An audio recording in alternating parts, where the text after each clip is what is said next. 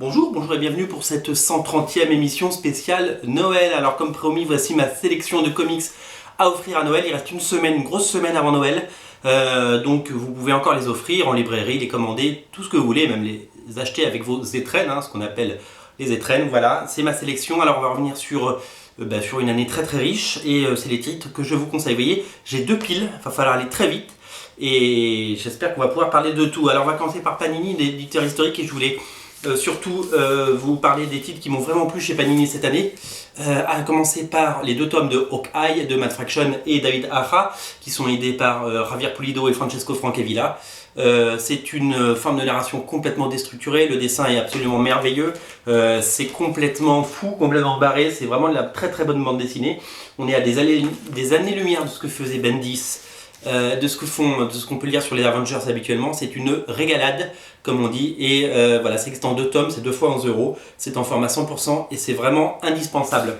L'autre truc qui m'a vraiment fait halluciner, vous savez qu'il y a eu un film Thor cette année, c'est parmi toute la sélection de titres autour de Thor, c'est Thor Mighty Avengers, la mini-série en 8 parties dessinée par Chris Samnee, qui a révélé le dessinateur de Daredevil, Chris Samnee. C'est écrit par Roger Langridge. Et c'est une série, c'est pareil, c'est dans un style. Alors finalement, chez Panini, j'ai retenu les choses qui s'éloignent du comics mainstream. On est dans un dessin assez cartoony, et c'est absolument génial. Si vous n'avez jamais lu Thor, vous pouvez commencer par ça. C'est à la fois drôle, bien pensé, mignon, tendre, et puis le dessin est vraiment génial. C'est un gros numéro, il y a je crois plus de 200 pages, ça coûte 16 € et c'est une vraie merveille. Thor The Mighty Avengers, c'est vivement recommandé par le Père Noël et par moi. Également chez Panini, et donc on va basculer chez Marvel, vous allez voir comme la transition a été bien faite, parce que moi je ne l'ai pas en français, je l'ai en VO pardon. C'est le Daredevil End of Day qui est sorti en format de 100%, donc dans ce format là souple chez Panini, et moi je l'avais acheté cet été en intégrale, en un seul volume et en anglais. Donc The End of Day de Daredevil, il part du postulat que Daredevil est mort, il vient d'être assassiné, et en fait Ben Urich va mener l'enquête pour savoir pourquoi il est mort. Et donc il va revenir sur le passé récent de Daredevil, donc tout un pan de son histoire qu'on ne connaît pas. Et alors c'est une histoire qui est hors continuité, puisque c'est la mort de Matt Murdock et de Daredevil. Et donc c'est une véritable enquête menée de main de maître par Brian Michael Bendis et David Mack, avec Johnson, Sienkiewicz et Maliv au dessin. C'est le All-Star Game, quoi. C'est-à-dire que c'est difficile de faire mieux en termes d'équipe, et ça revisite tout le passé récent, et depuis l'époque Miller jusqu'à l'époque Bendis, tout ça, Brubaker, tout ça, c'est vraiment, si vous aimez Daredevil, et je sais que vous l'aimez, c'est à lire, donc lisez-le en VF en 100%, ou si vous lisez l'anglais, lisez-le en VO. En VO toujours, je vous en ai parlé pas plus tard que la semaine dernière, mais c'est une merveille absolue. C'est les 6 épisodes réalisés par Joe Madureira sur Spider-Man et Wolverine, avec les séries, je me suis trompé dans mon émission, c'est pas Amazing Spider-Man, ni Astonishing, ni c'est ce que vous vouliez, c'était Avenging Spider-Man. Et la série Savage Wolverine, avec la puissance du trait de Madureira, des histoires simples, efficaces, avec de l'action, avec des dessins magnifiques, avec beaucoup d'humour. Et voilà, et j'ai vraiment adoré, c'est une merveille absolue. Ça c'est disponible en kiosque. Le premier épisode est disponible en kiosque je sais plus quoi, dans un Wolverine ou un X-Men hors série, je sais pas quoi. Et c'est disponible en dur, en beau, chez Marvel. Voilà pour la VO, parce qu'il fallait placer de la VO, et il faut toujours placer de la VO. Je ne vous dis pas quand j'ai chaud avec ce machin sur la tête, surtout que je parle vite, et donc du coup il y a la cafetière qui chauffe un peu. Alors l'année dernière, j'avais essayé de choisir un comics par éditeur, mais là ça m'a été impossible, tellement il y en a. Parce que l'idée c'est de couvrir un peu tous les éditeurs, parce qu'on a la chance d'avoir beaucoup d'éditeurs de comics en France. Et là voilà ma sélection. Alors il y en a pas, il y en a qu'un, il y en aura 2. Typiquement Rackham, il y en a 2 parce qu'il y a 2 tomes qui sont sortis. Chez Rackham, l'éditeur historique de Sin City, le tome 1 et le tome 2 de Sin City, donc The Hard Goodbye et J'ai tué pour elle, sont ressortis en version dure pour la première fois, et donc ça reprend, si vous avez aimé le film, si vous attendez le second film qui sort l'année prochaine, et si vous n'avez jamais lu de Daredevil, Frank Miller, tu m'as induit en erreur, de Sin City, c'est le moment, parce que c'est vraiment des super histoires, c'est du très bon comics, c'est ce qu'il a fait de meilleur, Frank Miller. C'est le dessin est noir, c'est l'ambiance, tout est bien, les histoires sont bien, le dessin est bien. Voilà, vous avez aimé le film, découvrez enfin le comics, parce que vu qu'il y a plusieurs millions de personnes qui ont vu les films et qu'il n'y a pas plusieurs millions de lecteurs, ça veut dire que vous êtes quelques-uns à pas l'avoir lu, et ben c'est le moment. 2 très belles éditions, il va y avoir toute la saga, mais pour le moment il y a 2 tomes, ça coûte 20 € pièce et ça les vaut, achetez-les et offrez-les, c'est vraiment génialissime. Chez Milady Graphics, alors il n'y a pas eu grand chose chez Milady Graphics, donc plutôt que vous parler d'un tome 5 de Lock and Key, je vous parle d'un one-shot qui sera plus facile pour les nouveaux lecteurs, qui est un vrai coup de cœur en plus, à l'époque je vous en avais parlé, c'est The Cape. The Cape numéro 1, c'est un one-shot, il y aura certainement un deuxième tome l'année prochaine parce que, enfin on le souhaite en tout cas si ça a marché, puisqu'il y a eu une autre série qui se passait un flashback dans le passé. Ça coûte 20 €, format dur. C'est Joel, le fils de Stephen King, qui a écrit une histoire de super-héros, de quelqu'un qui trouve une cape, la met et devient un super-héros. Et au lieu de devenir un gentil, dans cette grande tendance des super-héros qui pètent les plombs, eh bien il va péter les plombs, voilà, tout simplement. Et donc il va se venger de tous les gens qui sont moqués de lui, qui l'ont opprimé. Donc si vous voulez, vous avez vu la couverture comme c'est joli, il y a du vernis sélectif, ça s'appelle du vernis sélectif. Ça c'est une vraie, j'ai adoré, je l'ai dévoré ce truc là, et je vais le relire avec plaisir d'ailleurs, puisque c'est étonnant de bonne idée, le dessin est magnifique. C'est assez incroyable, donc voilà, ça je vous le recommande, c'est en vente partout, ça fait une très bonne idée cadeau pour des gens qui lisent très peu de comics, notamment si vous voulez faire découvrir The Cape, c'est une très bonne clé d'entrée. On continue avec Delcourt. Alors Delcourt, j'ai deux titres à vous proposer. Le premier, c'est que cette année on a vu la fin enfin de Rising Stars, et donc est ressorti en 3 volumes, Rising Stars, tome 1, tome 2 et tome 3, et pour la première fois on a l'intégrale en France de la série. Et c'est quand même une série signée Joey Michael Straczynski, et que personnellement est un scénariste que j'aime beaucoup, qui a fait une série qui s'appelle Midnight Nation, qui sort je crois 22 janvier 2014 en intégrale aussi chez Delcourt, et ça faudra pas le rater, mais on en reparlera.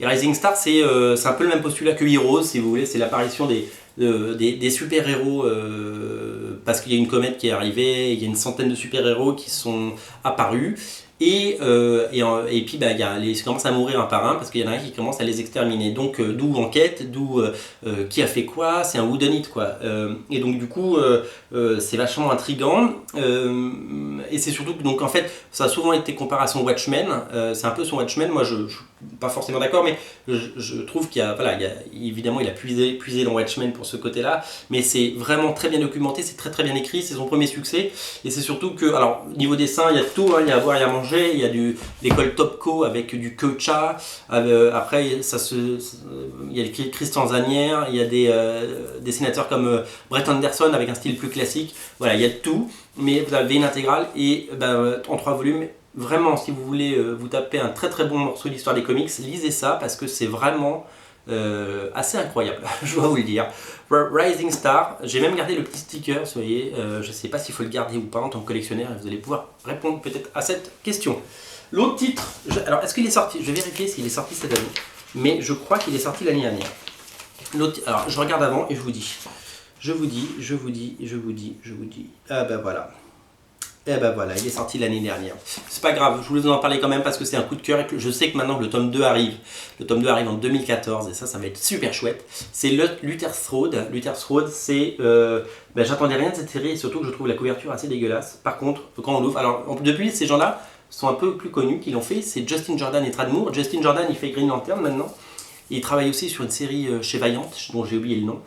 Et Tradd Moore, maintenant, il arrive chez Marvel, c'est lui qui va faire la nouvelle série Ghost Rider, il fait quelques couvertures également, je parle vite. Hein. Et c'est aussi jouissif que les premiers numéros de Invincible, c'est aussi, enfin le mec a un style de dessin complètement décomplexé, très détaillé, très vif, plein d'énergie, c'est super chouette, l'histoire est géniale, c'est hyper gore, c'est hyper violent. Et moi j'ai vraiment adoré cette série et donc je vous la recommande. Voilà, si vous l'avez jamais acheté, c'est le moment parce que le tome 2 arrive. Je suis pas sûr qu'il y aura un tome 3 parce que je vous dis, depuis les auteurs ont percé et ils sont partis ailleurs. Et donc ils ont plus de gloire à aller chercher ailleurs malheureusement. Voilà, c'est vraiment génial et je vous conseille vraiment. Chez Glénat Comics, évidemment, le titre dont je vais vous parler, c'est bien entendu Out There, tome 1 qui est sorti partout. Le tome 2, vous le savez, arrive le 22 juillet. C'est la réédition pour la première fois en dur de la série culte d'Humberto Ramos. Avant c'était sorti chez Semic en souple. Et voilà, nouvelle couverture, couverture originale. Il y aura 3 couvertures originales et 8 pages de bonus dans le tome 3. Une histoire entre les Goonies, The Faculty. J'ai pu lire beaucoup de choses sur internet sur les gens. C'est très intéressant de voir ce que les gens en ont pensé. Tout le monde a trouvé ça très frais. Et j'espère que ça va être un succès et qu'on en fera plein d'autres parce que des séries comme ça, c'est vraiment génial. Out There Tome 1, c'est disponible absolument partout. Et puisque je ne vous l'avais pas montré, voici la dédicace qu'Humberto Ramos m'a fait lors de sa venue à Paris Comics Expo. Voilà, nous avons pu parler de l'avenir de Fairy Quest et l'avenir de Crimson. Donc Crimson arrivera bien en France en 2014. J'ai pas encore de date, hein, mais ça y est, c'est acté. Et Fairy Quest, il bosse dessus. Normalement, il aura fini pour le mois d'avril. Donc courant 2014. On croise les doigts. Voilà. Chez Urban Comics, on va. Alors c'est pareil, je voulais vous parler de Batman. L'année prochaine, c'est les 75 ans de Batman. Et j'ai pas trouvé mieux que ça en fait. Batman, la cour des hiboux. Parce que finalement, c'est un comics absolument génial. C'est un point d'entrée excellent pour lire du Batman. C'est la série évidemment des New 52 de DC Renaissance de Greg Capullo et Scott Snyder. C'est vraiment une claque totale, notamment les 2 premiers tomes sont vraiment géniaux avec cette histoire de la cour des hiboux. Le tome 3 arrive en février, je crois. Février ou mars. Il arrive début 2014 et je vous en reparlerai bien entendu parce que il faudra pas le rater. Batman, ce sera sur le Joker, le tome 3 en plus. Batman, la cour des hiboux, c'est un nouveau méchant, un nouveau statu quo, c'est quelque chose qu'on n'a jamais lu ailleurs et avant, et c'est vraiment hyper riche, l'ambiance est géniale, le dessin de Capullo est tombé par terre, et ça c'est une série que j'offre régulièrement. Je l'ai offert à mon frère, je l'ai offert à mon filleul, s'il me regarde, salut.